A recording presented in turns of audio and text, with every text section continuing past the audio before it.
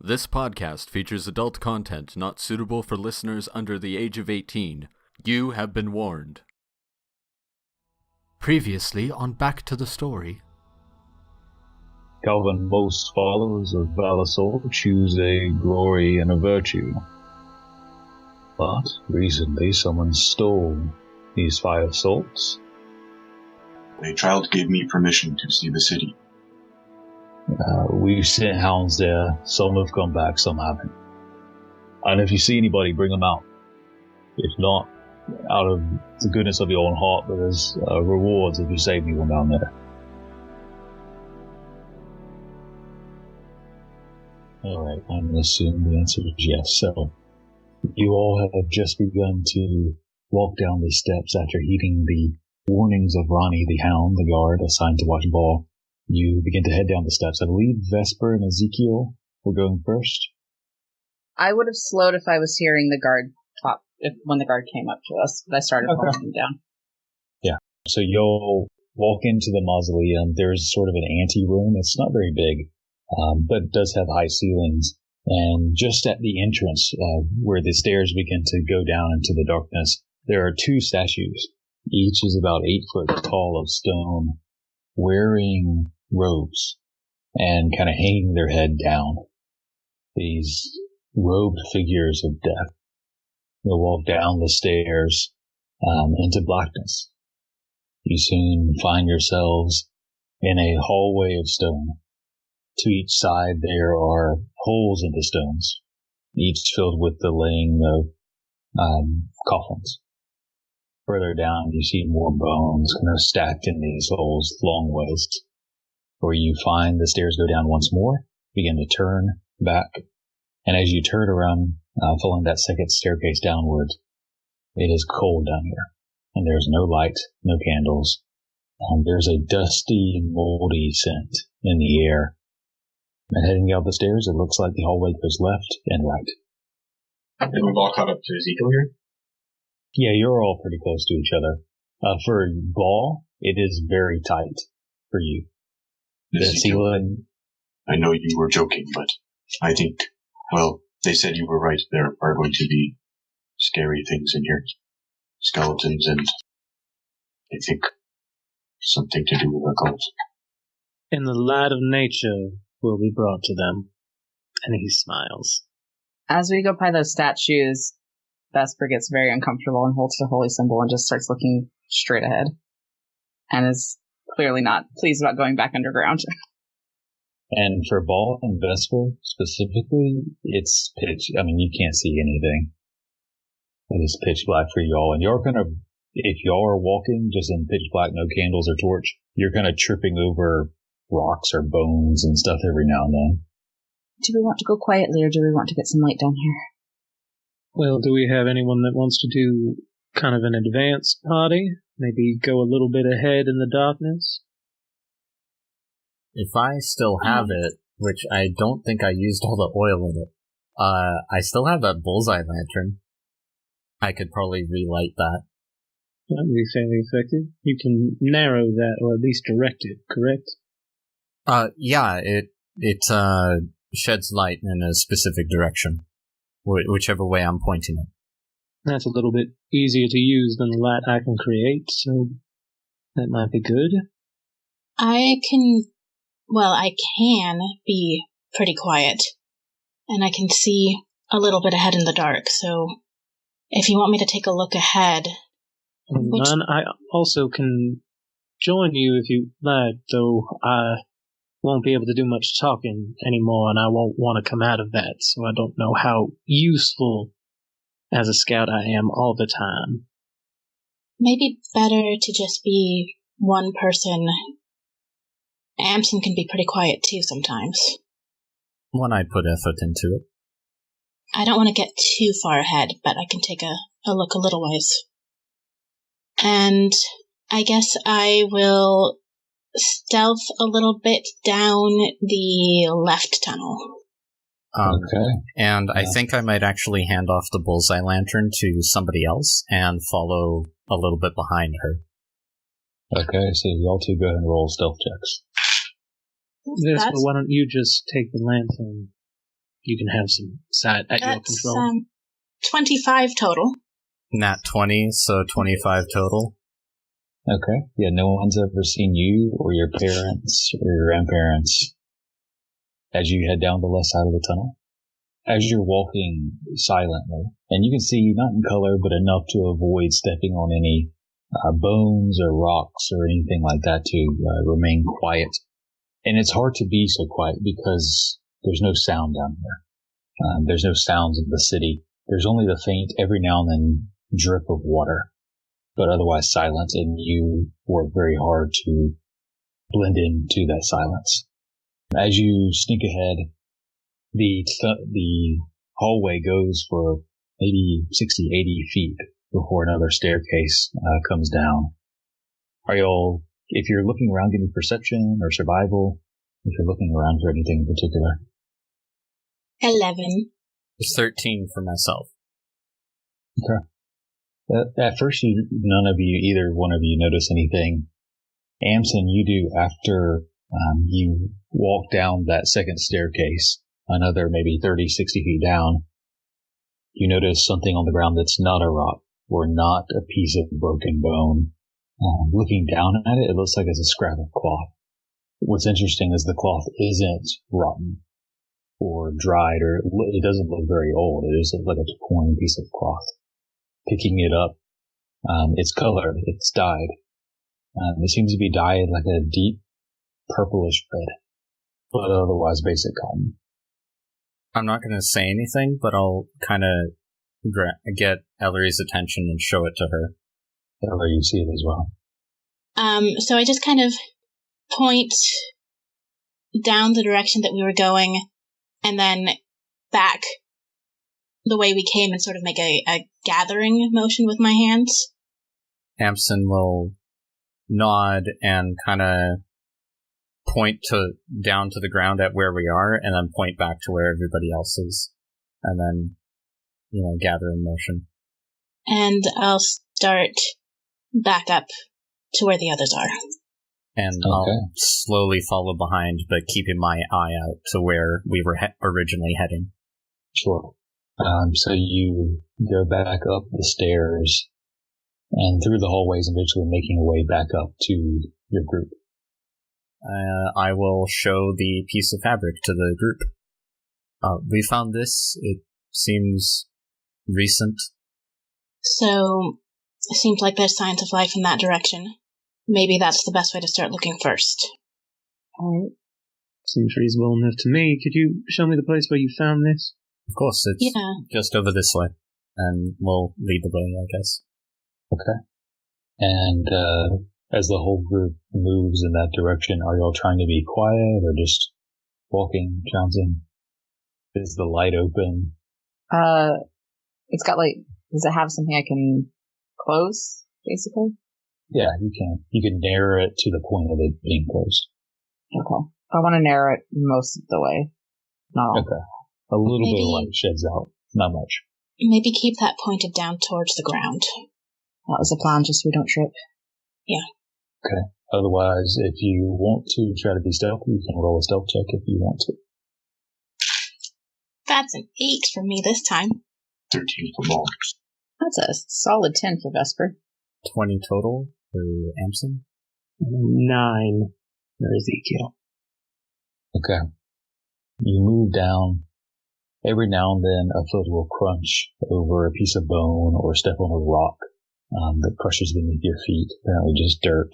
It's hard to be super quiet down here just because it's so quiet in comparison. There's no sound to cover up the sound of your movement. You do the best you can, keeping the light dim, but enough to make sure you don't fall into any crack or step on a large pile of anything. You go down to where Ellory and Amsen found the piece of paper, the piece of cloth at the bottom of another staircase. You can see stretching before you is another tunnel that goes maybe 60 feet before turning to the right. Alright, here where he found the cloth, do I see any other signs of someone passing through? You can make a investigation, perception, survival, depending on what you're looking for. I'm gonna go with survival, see if I can pick up a trail of anything. Okay, 14 rounds. Ooh, good. That's a 23 survival. 23. Okay. So they show you where they found the cloth, and you look around. Only takes Ezekiel maybe 60 seconds, and you find another piece of cloth, smaller, attached to a piece of broken bone where it looks like it was torn off. Just a few threads of it this time. Looking around, you see a few other bones that have fallen down. Looking over them, they look humanoid, just as the rest of them have been. But you do find a few of them that have marks on them. It's like runes or glyphs carved into the bone itself. Deep black, as if it's charred. Can I use divine sense to see if this has been like desecrated? If these runes are. Yeah. Reaching out your sense, you do find a sort of foul, undead, necromantic sense from these bones. Not currently active, but residual emanating off of them. I think whatever did this was undead and may still be undead. Ezekiel, you move ahead down the hallway just a little bit, looking on the ground, and you begin to notice patches of mud. Getting down on the ground, you can see, well, you can't really make out a direct boot print. You do see there's little pieces of dirt and mud here and there at the same pacing of someone walking. And there's a very faint smell, almost as if your animal instincts kicking in, even in this humanoid form. The smell of smoke from further down the tunnel. Instead, these fire salts we used in a forge, I think we might be in the right direction. I can smell something burning, and there's signs that someone's been passing through here. Should we try and press on as quiet as we can? That sounds like we're on the right track. Hopefully we Okay. go. So continuing forward, Ezekiel leading, the smell of smoke was just a whiff, and you lose it, but as you still are pressing forward, you catch it again, a bit stronger. You make it to the turn, turning right, and you see a long hallway. About 15 feet in front of you, you notice the smell again, strongest now. Looking around, you see a faint, glowing ember, it looks like. Bending down, you see a small, maybe smaller than a grain of rice, about half of a grain of rice, of a glowing ember lying on the stone ground. I think we're getting a little close. Can I reach down and pick it up? Yeah, as you touch it, you take 1 point of fire damage, I am resistant to fire damage. which is reduced to 1. Okay. I'll say the first time you touch it, you don't have to take damage, Okay. since you are resistant. If you continue to hold it for a while, it will burn you. You can kind of run your fingers through the flames a little longer than most people. Mm. You notice it's as hot as fire, but it's solid. Crystal. I'm going to pull out one of my little vials from my medical kit and toss it in there. Sure. Yeah, you quickly, and you don't have to take a point of damage as long as you're quick about it, you're resistant. Able to put it in, there's this tiny little shard of fire in the solid state. Considering things might get a little hectic soon, I'll grab Ball, I don't know, by his wrist. It's what I can reach, and give him Long Strider again. Thank you. So that's for the next hour, speed plus 10. And, Ball, you do notice, as you take a right, the hallway widens a bit. You're no longer squeezed. The ceiling a bit wider. This looks like almost a drainage tunnel, perhaps, and less catacomb. It's not quite 10 feet. You're still hunched a bit, but it's not nearly as bad as it was before. And as you're heading down this long hallway, what's the marching order? I'd be happy to go in the front. Are we single file, or how many can we fit across? Ball is single file, but everyone else is too, side by side. It's a 10-foot wide hallway. Okay. If Ball's first, then I'll go right after him with someone else. I'll be with Vesper then. I'm going to be towards the back. I'll bring up the rear just in case anything comes behind us. And Kalvyn? Sounds like I'm with Zeke. Always. Okay. Oh. Are you sure you don't want to be up ahead, Kalvyn? No, I do. I really, really do. But I thought we were pairing. We're all together anyway. And then I'll try to, hug the wall and let Kalvyn also get in front. Kalvyn, do you move to the front? Yeah, I'll go ahead. Okay. So we'll put you like that. That should be something close. Yeah, so you begin to head down this hall.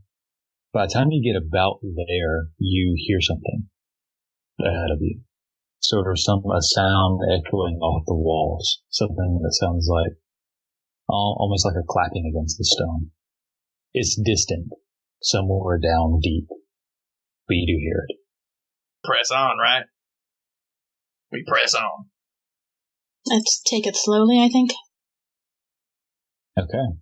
So you're in this tunnel, slowly kind of walking forward.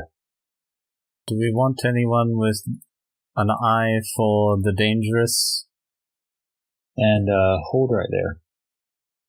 As Amsen begins to speak up, maybe y'all should look around. Kalvyn, you are walking on the gray stone, and you take another step, and you fall down. You fall into stone, gray, confused, looking around, as if you just stepped into water. You fall down. Everyone go ahead and roll initiative. As you see Kalvyn plunge, just his neck and shoulders above the gray liquid ground. I rolled a 1. Natural 20. So we're leaving Kalvyn, right? 21. Bye, Kalvyn. That's fine. Talk a big game. See what happens. Goodbye, man with shield who protects us. I forgot what I rolled. Hold on a sec. I have a 12. Okay. So as Kalvyn, you sink down into this liquid form, but it seems thicker, almost like walking into quicksand or syrup. You now notice the water as it moves around. It is gray and blends in with the stone as you're walking. Ellory, you're first to react, though, as you notice this. And you also hear the sound clattering upon the stone get suddenly louder and more rapid. I don't think I can see anything. I'm not in a very good position to do anything. This is not a good time for me to roll good initiative. I think I'm going to hold a firebolt until I can see something. Okay, so you conjure up near the back a bolt of flames and just holding it, waiting for a target. That would bring us up to this. As you all see a light begin to peek around the corner. Light of a small light, like a candle. As you see just barely a figure beginning to move out of the shadow, the light rounding the corner. And they will continue the rest of the way. You see standing at the end of the hall, holding a candle, a robed figure in dark robes. You can barely make out the color due to the light of the candle as they're just standing there. And that will bring us up to Amsen. Alright. So, I guess I'll start off by inspiring Kalvyn. And I'm going to say, as once a great man called Arnold said, what we face may look insurmountable, but what I learned is that we are always stronger than we know. And then I am going to... That's my bonus action. So I'm gonna back up, hopefully not into somebody. So then I am going to... For my action, I'm gonna ready put Vicious Mockery for when they get within range. Somebody gets within range. Sure. Okay, so you prepare insults running in your mind. As that brings us up to this thing.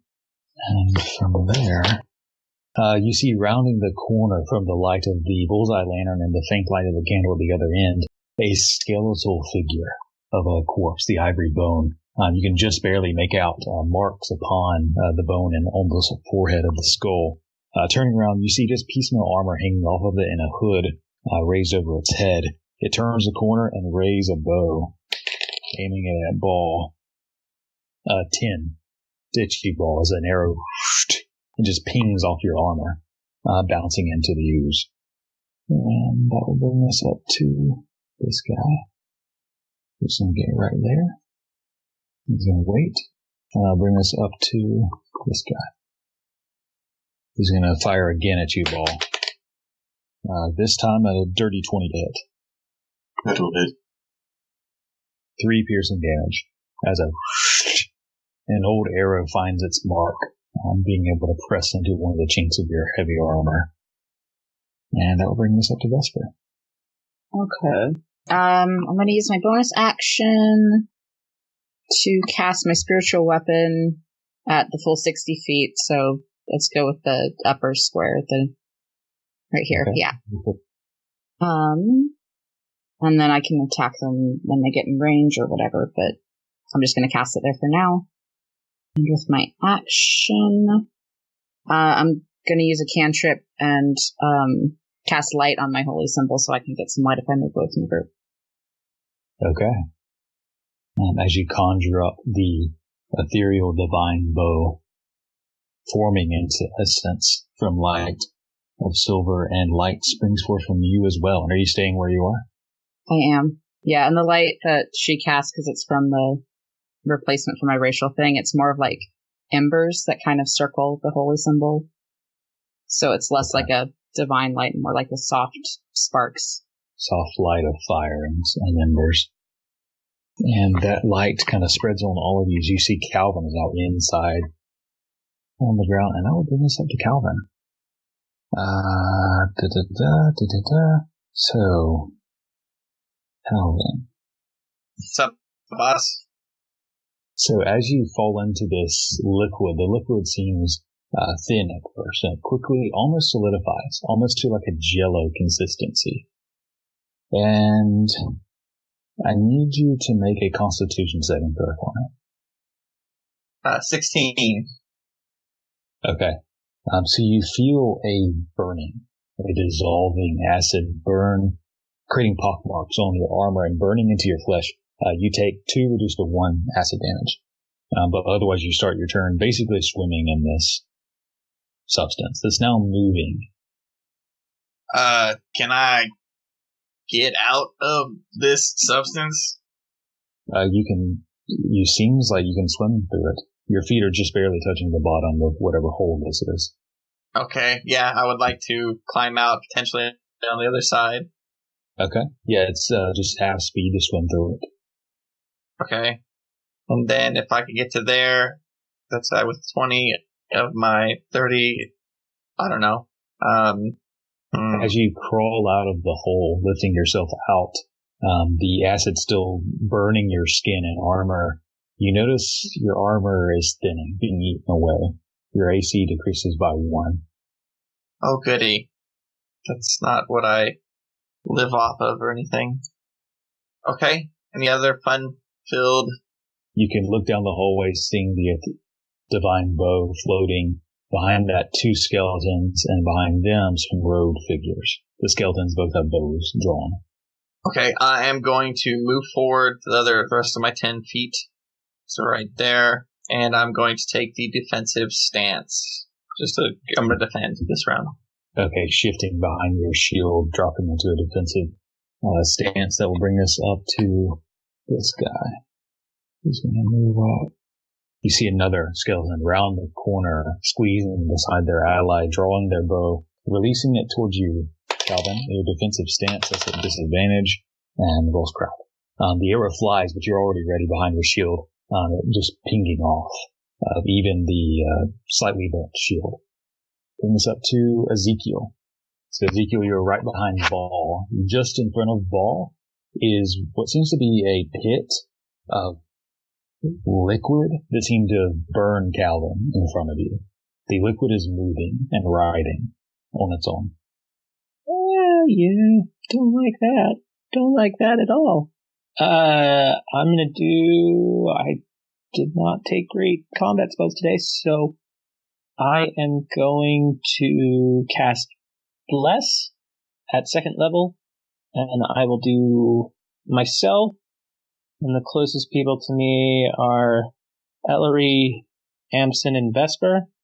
Yeah, you're right next to Ellory, Amsen, Vesper, and Ball. All 3 surround you. Sorry, Amsen, you don't make a whole lot of attack rolls, so I'm going to do Ellory, myself, Ball, and Vesper. Just doing us, or were you doing Bless. Okay. So that familiar breeze begins to circle around those individuals. And then I'm going to try and scoot forward, try and get just in front of Ball, and then I will bonus action to go into a giant spider, but it's a different spider than I've gone before. This one is much more tarantula-like, and I'm just going to use the last of my movement to scuttle up and hang on the ceiling right above the pit. Okay, and is that a medium-sized spider? That is a large spider, and I have the sheet for it. This is a female steeder. Okay, so Ezekiel squeezes through Ball, shifting into this large, hairy tarantula-like creature, scuttering up to the ceiling, which is now down for you, looking up towards the gray liquid that is writhing. And if that is your turn, that will bring us up to the liquid. The liquid slowly rides back and forth from the ripples of Kalvyn moving through it, and then begins to shift and climb towards Ball, and is going to try to strike towards him. That is a dirty 20 to hit. I will use shield so it doesn't hit. Okay, action. so this pseudopod of gray jello liquid, this ooze, flies up at you trying to hit you, and it almost does, but there's a faint glimmer of energy that prevents and burns it away, preventing it from getting to you. And that will bring us up to Ball. So, can I get, how this liquid is still, on the ground, or has it risen up, or? No, it's still in the parent pit. It's still at the bottom, but it can reach up and out. Okay, would I be able to kind of monkey bar across by grabbing onto Ezekiel's tarantula legs? You can certainly try, and hopefully not pull him down. That'd be an athletics if you want to try. Okay. Yeah, I'll give it a try. Sorry, Ezekiel, in advance. Okay, and Ezekiel, I need you to make an athletics check as well. Or, I feel I should note there's an interesting feature of these particular spiders is their sticky legs, that he'll actually be grappled to me if I touch him. So Ezekiel is actually going to try it. It's going to seem so cruel, but he's going to lift his arms out of Ball's way. Okay, roll athletics or acrobatics to dodge the somewhat of a grapple. Do I still roll here to try to grapple? What do I do? Yeah. The ball is reaching up, trying to grab to kind of swing monkey bar and across. I think I'm gonna Ball's not like, hey Ezekiel, is this okay? Ball just gonna reach do it. Go do it. So if there's nothing for Ball to grab onto, this might not go well. Yep, no, but I rolled a 23 athletics. Sorry, Ball. What athletics? Yeah, so Ball, you reach up and Ezekiel just moves away strangely. I'll say that I didn't use an attack, it's just kind of part of the movement. He uses 5 feet, we'll say. Okay. So is there any other, can I get through this thing? Walk past it? Not on either side. It's from side to side, the width of the hallway. You could potentially jump across, but that's made complicated by the spider hanging down. The window is smaller, especially for someone your size. You would almost have to dive and roll. That would be athletics as well. Or acrobatics if you wanted to. Okay, sure. I'll try to roll through it somehow. Okay. Roll athletics or acrobatics? Athletics. 22? Yeah, so you kind of dive forward, leaping. It's only a 10-foot gap, so you're easily able to get to the other side. So how much move have I used total? I used the 5? 25 to get there. Okay. You still have your action. And then since I have the long strider, thank you very much, I will use my remaining 10 just to get... Gosh, I don't think I can. Screw it. I will, as my action, dash forward. So 10 plus the 35, so I can get right into the melee range here. And then I want to use 2 sorcery points to cast as a bonus action. Did you move through Kalvyn? Because he had 15 feet of movement left, right? Yeah, and then I use my action to move. Okay, then, yes, you can get is that right? I think so. Yeah, I'm sure. Okay. And then with sorcery points, I'm going to cast the spell as a bonus action, and I'm going to cast Protection from Evil and Good on myself. And I'll link that in the chat, and that'll be all I can do. Okay, and as you, as that spell kind of flows out of you, what does it look like? I'm not sure if you used this one before. I think what happens is, I'll just kind of, I'll hold my sword out at them, and from the sword will emanate kind of the symbol of Ayin, as it just seems like it, envelops me, and then is kind of absorbed into my armor. Okay, and as that energy burst out, the three skeletons in front of you kind of instinctively writhe back, their green eyes flickering before they kind of rattle back in front of you. And that will bring us up to Ellory. So, I was holding my action from the previous round, ready to cast a firebolt. When I see the skeletons, I see and I hear that gray sludge, and as I'm holding up my hands to release the firebolt, I just freeze. And Ellory, make a wisdom saving throw. I actually already did. It was a 4. Okay, so yeah, you freeze up. The flames that you're holding in your hands kind of flicker out as you see Ellory stunned for the moment. And that will bring us up to this funny guy. Not much he can do. He's just going to hang out. He's probably going to move a little bit away from the ball here. And Amsen, it is your turn. Okay, lovely. In that case, I'm going to, seeing that Vesper has light, I'm going to try to jump over the pit of despair. Yeah, so you can roll an athletics or acrobatics, since you're going to have to tumble above the ooze but below the spider. I'm going to use acrobatics. That's a 23. Yeah, so you run forward, kind of diving, tumbling, rolling to the other side. So you can just get here with 30 feet. Yep. So then, I can't really see anybody still. You can know they're there, but you don't have a good shot off on anybody. Okay. In that case, I will just hold on to Vicious Mockery again if I'm able to see something a little bit more clearly. Okay. And that will bring us up to this guy. He's going to drop the bow, shift up towards the ball, drawing it looks like a longsword that's been broken about halfway through this rusted old blade. He's going to try to hit you, ball, with the broken sword. That is a 16 to hit. Actually, that won't hit. So it begins to reach up the sword, and then it almost hesitates halfway through the pool and draws back, seemingly afraid of you. It's up to this guy, who's going to shift, and then down to this guy. I can't really get to you. He's going to just pull back, and he's going to try to aim at your head. You're going to have some couple things here.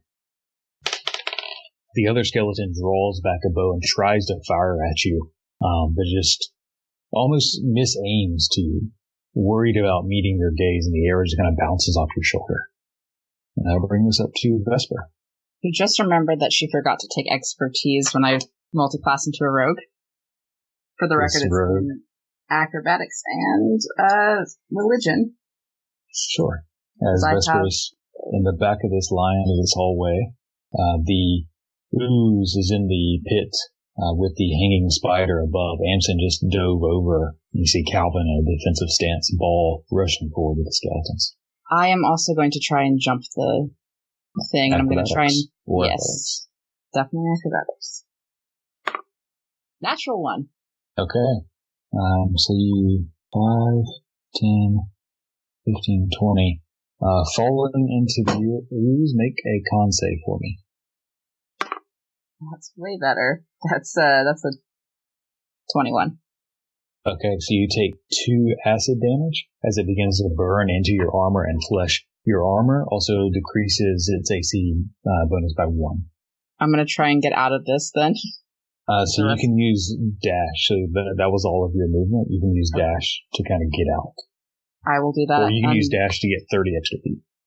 Yeah, I'm going to do that, and then I'm going to move some out of Ellory's way. If she wants to come in. Then. And actually, you get right here, you begin to move, and you feel something hit your back, a pseudopod, as you move away from the ooze. Launching at you, that is a natural 20, dealing 11 bludgeoning damage. Mm-hmm. There's an and 10 acid damage, and your armor has a -2 to its AC now. Okay, I'm wearing leather armor, so my back is just my standard dex. Yeah, I'll say your armor effectively. No. It's still there, but it's just your basic dex. Okay. But your armor is still barely hanging on to itself, but most of the armor protection is gone. Okay. Then I'm going to spend bonus action to move my bow, and I'm going to attack. Let's go with green. Okay, so he has a short sword out, hesitating to even swing at the ball. That's a natural 20. Yeah, that absolutely hits. So. As the bow draws back its divine bolt, releasing the arrow into the back of the skeleton. 11 force damage. So as the bolt hits into the back, you see ribs scatter forward. Its left arm blown apart, and part of its armor falls off. It's hanging on, its 2 legs remaining, and a few ribs remaining, and the one arm holding the scimitar. It can no longer use a bow as one of its arms is missing. And it's clinging to life. You can see the greenish energy, these tendrils of arcane energy tendons barely holding the bones in place. Can I still move, or did I get basically grappled by that thing? When it attacked me? It didn't. So I use my action special. Okay, so then I am going to scoot up, just so there's room for other people. Okay. That's my turn. That'll bring us up to terrible. Kalvyn in a defensive stance. Cool. I'm gonna move up to ball, because that's about as much as I can do. And I got nothing. I can't get around them. Well, I got nothing. Cool. This is good. I'm gonna take the defense position again, because what the hell? You get behind your shield once more, and that will bring us up to the red skeleton, who's going to try to hit Paul. But he falters due to the protection. 13 to hit.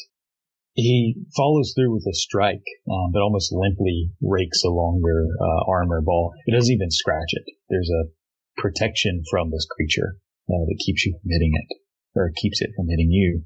And that will bring us up to Ezekiel. In spider form, you're currently hanging on the ceiling above a gray ooze in the pit directly below you, with Ball and Kalvyn heading the charge against the skeletons ahead. Okay. And how far back from it is Ellory? Is she at least 10 feet away from the thing? Yeah, she's 15 feet. Alright. This particular spider was chosen to fight skeletons, not an ooze. But I will go for it! I'm gonna bite an ooze. Kind of skittering down the wall to get close enough. 12? 12 actually hits. Alright. Big, unmoving jello of gray. So odds of it not being immune to acid damage? It's not immune. It's resistant. Okay, well then make a Constitution saving throw. 14. That will make it. So it's going to take half on the acid damage, but it's 8 piercing damage, and then acid is... Ooh, I rolled well. 9, so half that would be 4, half it again is 2. Okay. You bite down as the acid drips from the things of the creature, driving your bite into a now semi-solidified liquid. As you plunge it in, and you can now see in your spider form, there are things floating in the liquid, bones and pieces of metal, things slowly disintegrating as it digests it. Anything else for you? I think I'm going to scuttle on down the hall, because that doesn't seem all that great. I'll put myself on the ceiling, but kind of between whoever's back the furthest. I think Amsen. And I'll be on the wall instead, on the north side, just kind of hanging on the wall in between the ooze and whoever.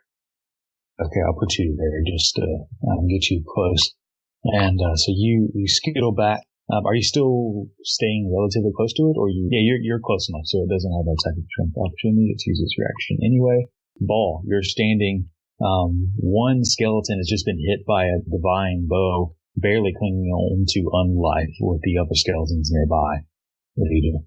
All right, I'm going to attack the skeleton that has not been hit with green flame blade, or rather my phoenix blade, and that is 24 total. So that's 11 slashing to him, or it, plus 1 fire damage, and then 5 fire damage to the one beside it. Okay.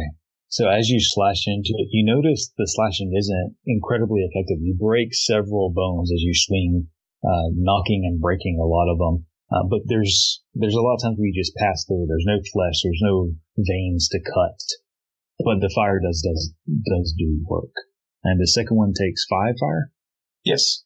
Okay. And the flames that hit and char the bones in the first leap over to the second, charring and burning the skeleton as the bones burn down to ash. A few bones here left. The skull just barely remaining with a glyph carved into its skull. Would I be able to move around them, or not stuck? through? Okay. Yeah, not through enemies. All right. I don't think I have any other option with my bonus action, so that'll be, I think, the end of my turn then. Okay. And that will bring us up to Ellory. You're in the back, and you make another wisdom saving throw. 6 this time. Okay. You come back, but you're hesitant. You're not stunned anymore, but you're frightened of the creature.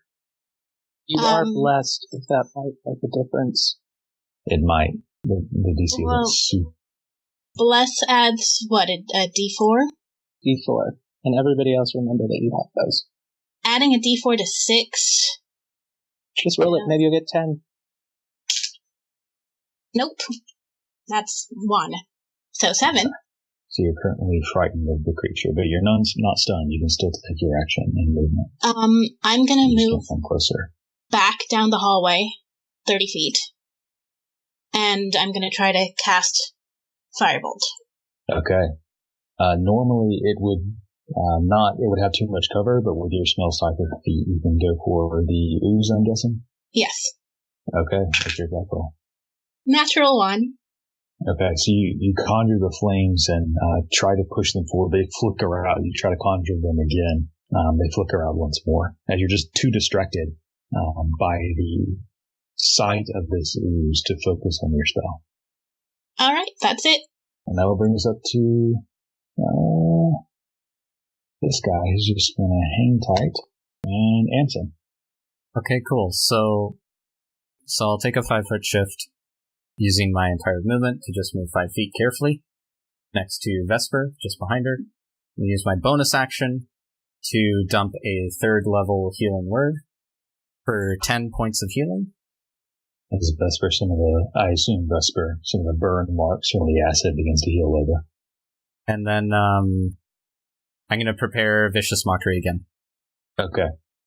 So beginning for that, this guy is going to step through the etherealness and step up to Ball. Is going to try to strike him.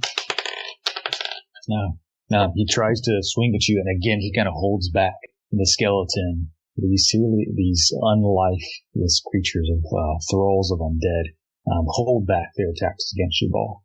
Not swinging fast enough to even come close to enemy. This guy's going to do that. That guy's going to make an attack.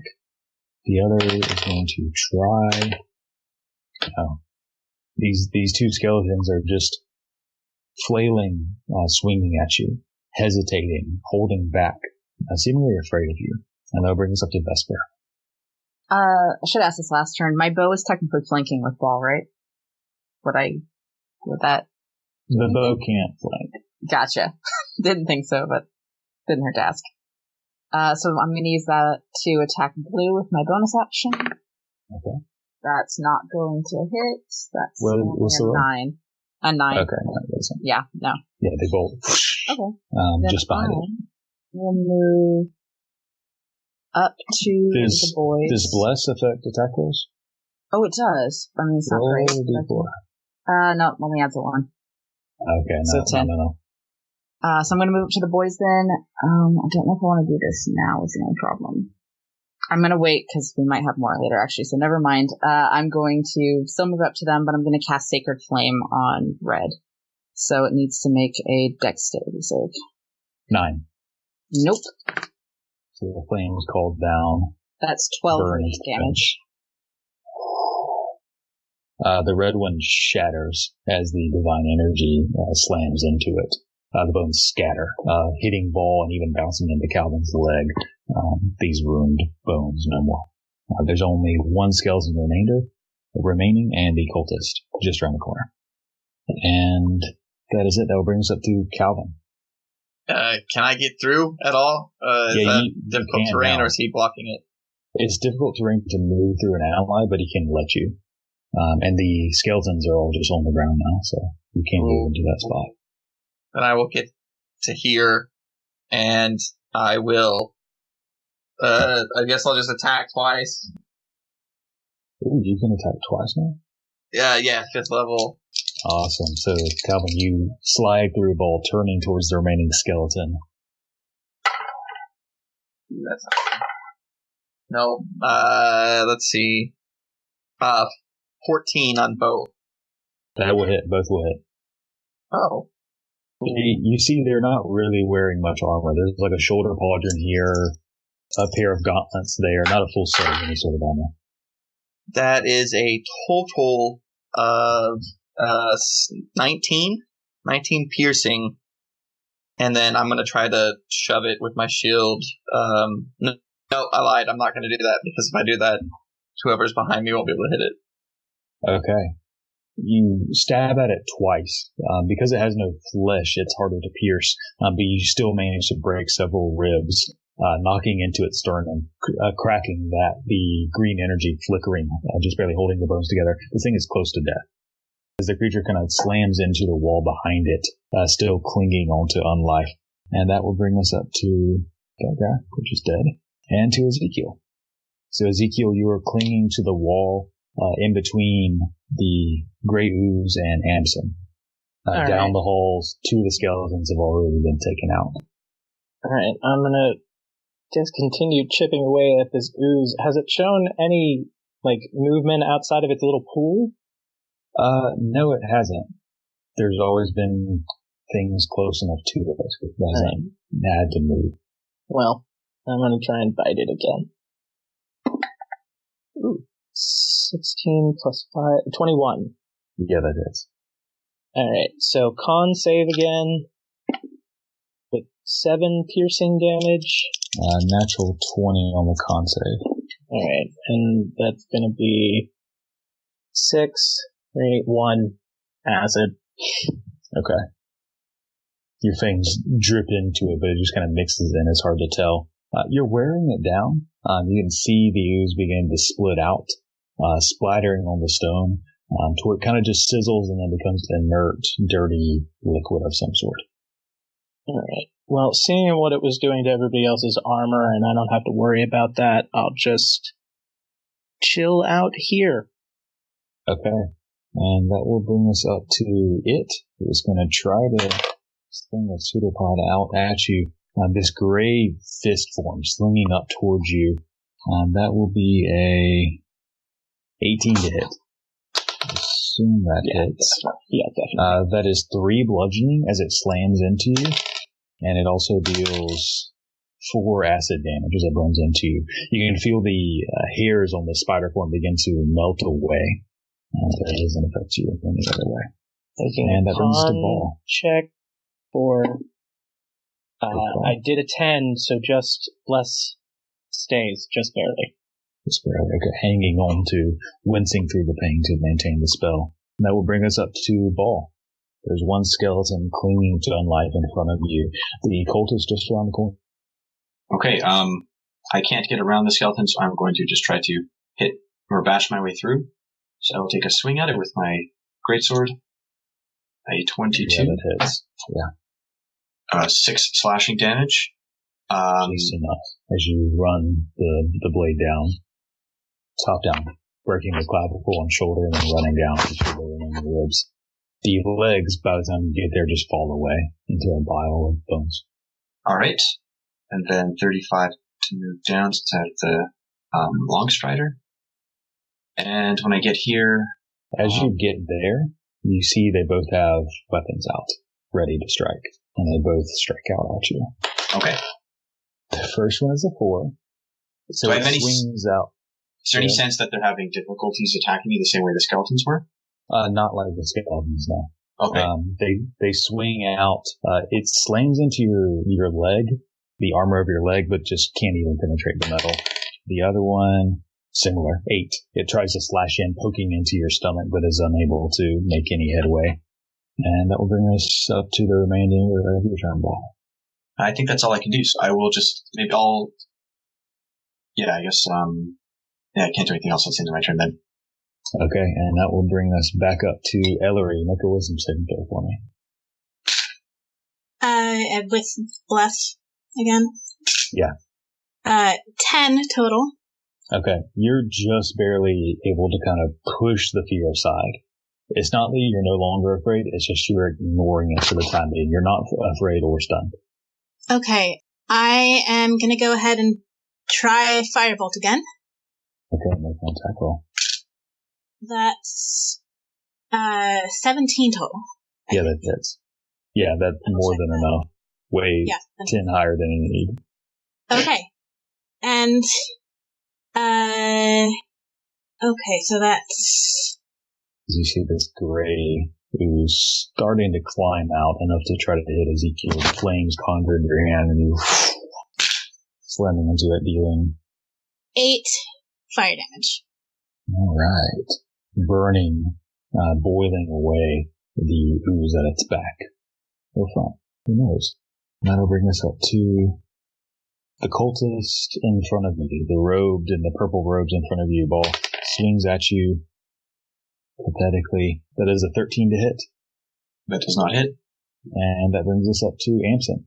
So Amsen, you see Ellory slinging fire, the spider biting down at this ooze. And as you see the last of the skeleton fall and Ball turn around the corner, swinging and dealing with something on the other side. Alright. Ellory is just outside of my inspiration range, which is a little bit annoying. But, that's okay. Sure, why not? I've been sitting here with a vicious mockery. I'm gonna try to viciously mock the ooze nearby. Is that a wisdom save? It is a wisdom save. Okay, sure. That works. They rolled horribly. -2. Alright. I have no idea how that works either, but I guess I will yell out, I have your IQ test results, and they came back negative. -2? As he takes 6 psychic damage and has disadvantage on its next attack. Okay. And it doesn't seem to understand any language, just less the words and more the vibrations vibrating the liquid in a strange way. It doesn't seem to like it. And anything else for your turn? I'll just start walking away from it closer to Vesper, and as I'm walking away, I'll just yell out, Ellory, come on! Okay, heading down the tunnel toward the turn where the cultist went. That'll bring us up to dead guy. And to this guy who's going to the other cultist now strikes at you, Ball. 11. So they're swinging at you, but are unable to cut through the armor. That'll bring us up to dead and down to Vesper. Okay. So, not super happy in seeing that my companions have been hurting this ooze. I'm going to draw my rapier and point at it and go, you ruined my outfit. And I'm going to cast Toll the Dead. So it needs to make on the ooze. So it needs to make a wisdom saving throw. What was the last thing you took damage from? Was it the ooze? It was the use. As you draw your rapier and point it at you, I need you to make a wisdom saving throw. Okay. That's a 17. Okay. You feel anger and are drawn to try and strike this creature. With the rapier. With the rapier. Do I have to? You have to. Okay. So you can't get to it in time, but you can dash to get there. I really don't want to, but okay. So you draw the rapier, turning back towards it, running towards it with the rapier out, and are able to get there. Can I still use a bonus action? Yeah. Okay, I'm going to move the bow next to the ball. I can't see if it's next to a cultist, though. It is. So I can't. Cool. And that is a 19. Oh, yeah, absolutely. Cool. Dealing... Oh, no, just the one. Dealing 8 force damage. Okay. This divine bow strikes through the center of its diaphragm, the blood pooling as the cultist drops to their knees. They're still alive and breathing, but just barely.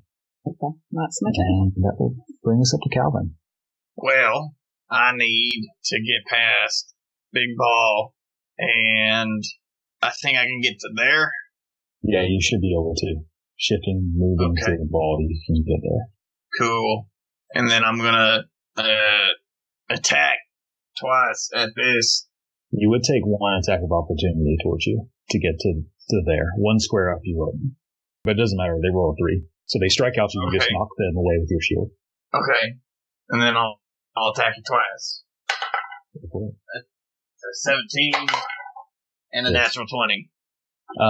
Save the natural 20, the first one hits. He's on his knees, barely alive. Oh, okay. Well, that's 11 piercing for the first attack. Yeah, you strike through him, striking him down, piercing him with the spear.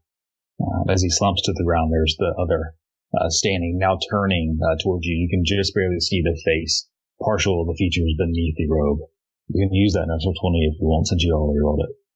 But I can't get to him at this point, can I? Unless you threw it. Oh. I guess I could throw it? Sure. I'll throw it. Okay, so you threw it. Natural 20. Wow. Wow. What am I rolling? Okay, I gotta roll a lot of dice here. Has this guy taken any damage?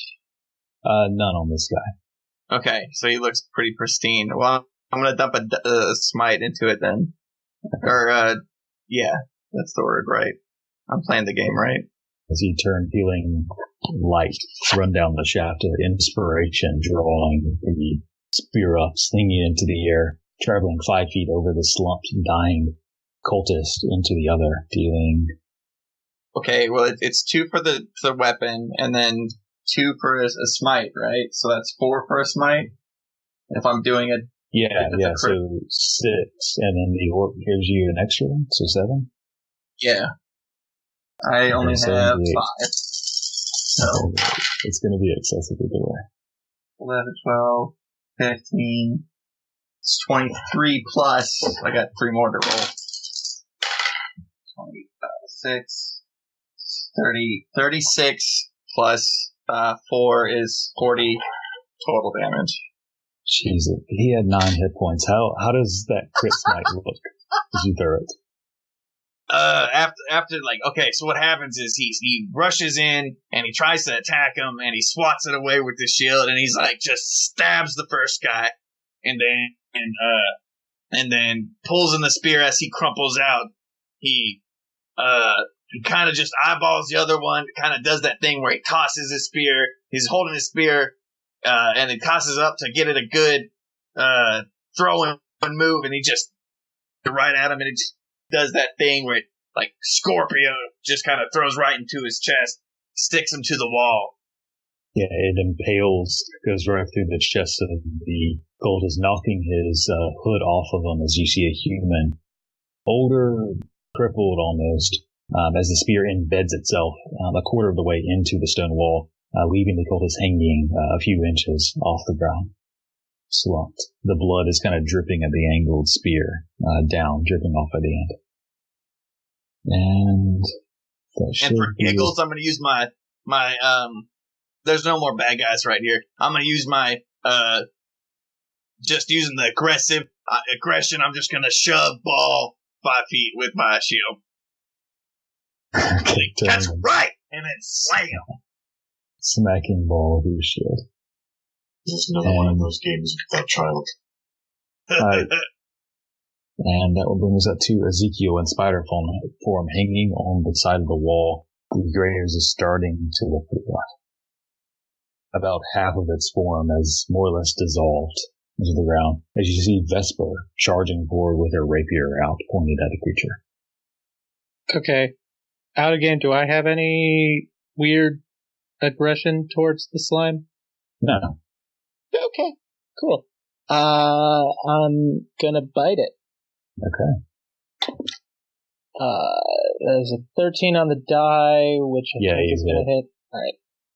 So con save for it again.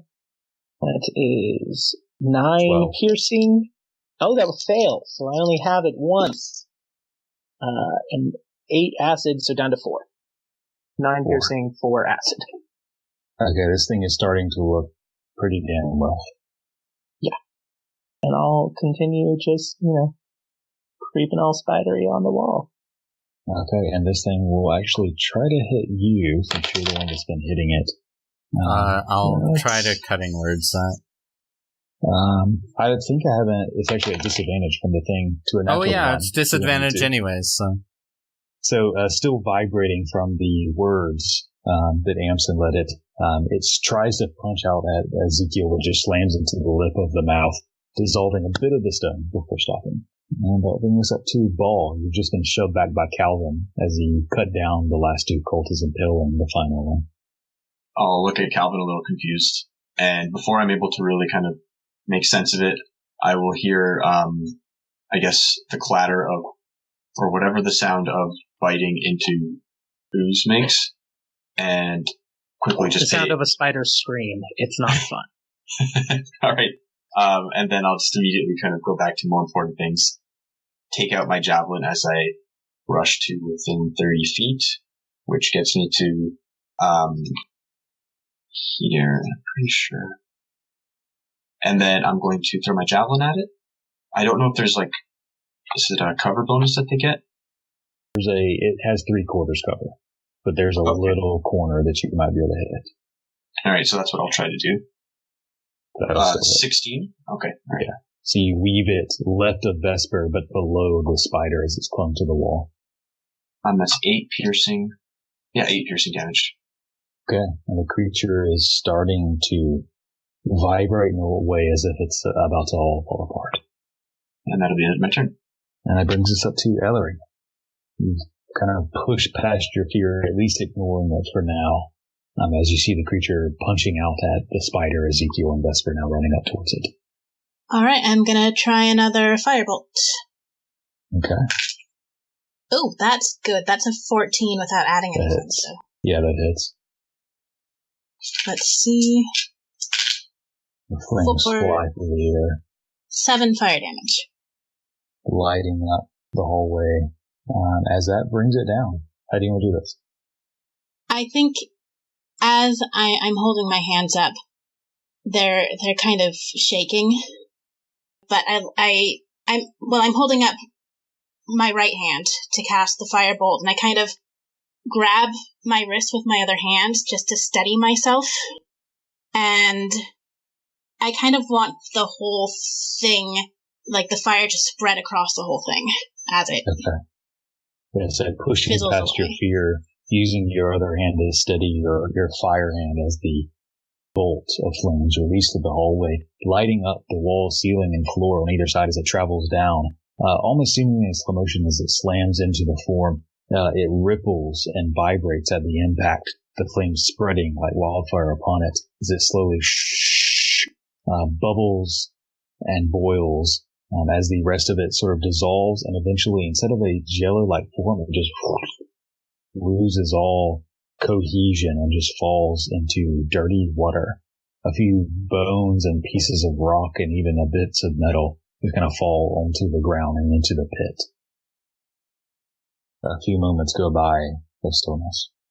As it seems like there's no other skeletons or cultists or creatures in the vicinity. When the ooze gets destroyed, does my anger fade? Yeah, you were just viciously angry at this creature for harming you in such a way. But it sort of fades as it falls down. I'll just tighten my grip on the rapier. Okay. I'm gonna start creeping forward down this hallway a little bit, but I think I'll stop about 10 feet away from the puddle that used to be the ooze. Okay. Sensing her hesitation, I will scuttle over and offer her my sticky arm. I'll kind of shakily accept that offer. So I'll put her on my thorax, scuttle across the wall. Somehow the embrace of a giant spider seemingly less frightening than the dissolved ooze below, as it takes you in and scuttles you across, bearing you over the pit. It's only about With 10 effort, feet. I will pry my sticky arm off of her. Eventually, like this strange Velcro substance that pulls off, leaving you on the other side. Thank you. I'll just kind of snap my fangs together, I guess. And I go down the hallway. Okay. Moving forth, you see the piles of bones scattered along the ground. You can see similar runes in these skulls and on the bones themselves, glyphs carved. And you see, turning the corner, you see Kalvyn prying loose the spear from the ground, and then kind of kicking off the body of the cultist as he too falls down, releasing from being impaled. These two hooded humanoids, as you can now see in the light. Humans. What do they look like?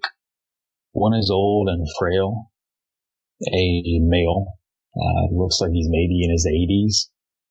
He held a knife, and he wears this robe that goes over, looks like just regular clothes. Are there any markings or personal... Make an investigation check. Investigation. That's a 6 for ball? Looking amongst the two of them, looks like there's maybe a gold or two gold between the both of them. They have basic clothes, these purple robes. They have a basic flask on them, a small tincture of some liquid. It smells just like a medicinal liquid of some sort. And they have these scimitars on them. Looking for a necklace or some sort of symbol on the robes, you find none. You do, however, find as you remove the robe to be able to look through them. Actually, with a 6, you don't find that. You do find those other things there. I think we should look through their robes. Shifty eyes. No, I kind of look through them and I look up and say, I don't know who they are. One is old, one is young. I think Amsen's gonna take a look through, just seeing what these people have on them, specifically looking for any, like, holy symbols or anything Yeah, like I was that. going to say the same so I can assist. Okay. Investigation with advantage. As Ball just kind of almost tossed the bodies about, shaking loose the coin. I'll take the 18 total. Yeah, they don't have much more than what Ball found. You do, however, notice as you're looking through, no holy symbol, but there is a mark just below their collarbones, almost tattooed into it. The mark is a black line, straight up and down, and at the top there's a cross, forming almost like a cross, and then below that top cross is a smaller, less wide notch as well. You can see with an 18, both of the tattoos, including on the elderly gentleman, both look fairly recent. Not past week or two recent, but probably past year or two. Okay. They're not faded out, kind of like old tattoos. Right, they're not faded. But this old man didn't get it in his youth. Yeah.